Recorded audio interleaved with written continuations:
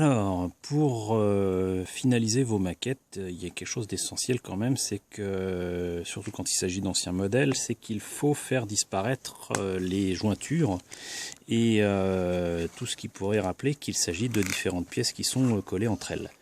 Donc pour cela, il faut non seulement poncer, parfois ça suffit, mais il faut aussi rajouter un petit peu de matière et pour cela il faut rajouter du mastic. Et ce que je propose d'utiliser, c'est la Tamiya Putty. Alors il y a de la Tamiya Putty classique qui se trouve être grise, mais moi je conseille quand même d'utiliser la Tamiya Putty White, donc blanche. Blanche pourquoi? Parce que beaucoup plus fine et surtout c'est une pâte qui évitera d'utiliser trop de matière.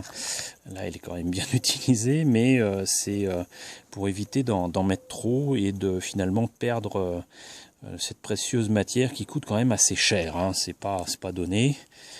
C'est facilement entre 5 et 10 euros selon les lieux, donc voilà, c'est pas donné, mais vraiment c'est quand même très très utile.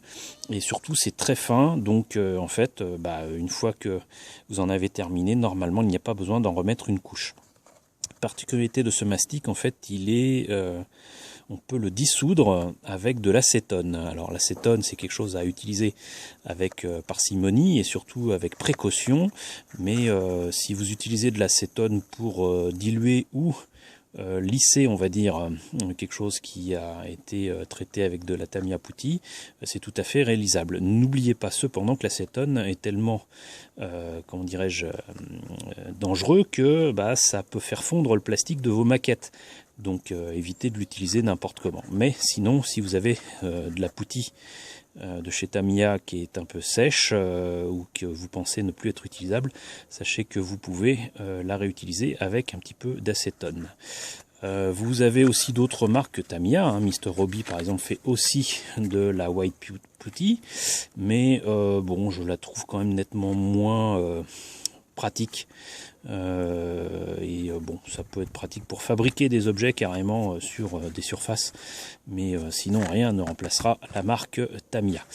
Sinon pour l'appliquer, je le disais tout à l'heure, vous pouvez dissoudre la matière avec de l'acétone, mais surtout rien ne remplacera des petites languettes de bois. Là par exemple, le gourmand que je suis à garder les bâtonnets en bois d'une marque bien connue de glace.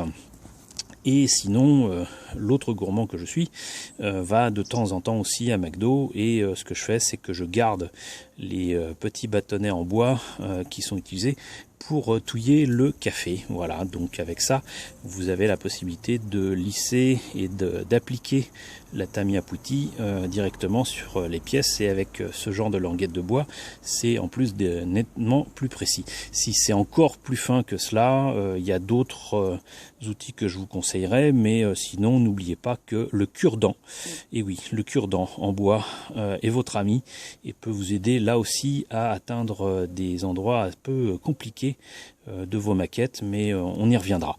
Voilà, j'espère que cette présentation vous a plu, et nous allons continuer encore sur d'autres outils et d'autres produits à utiliser pour améliorer vos maquettes. À très bientôt.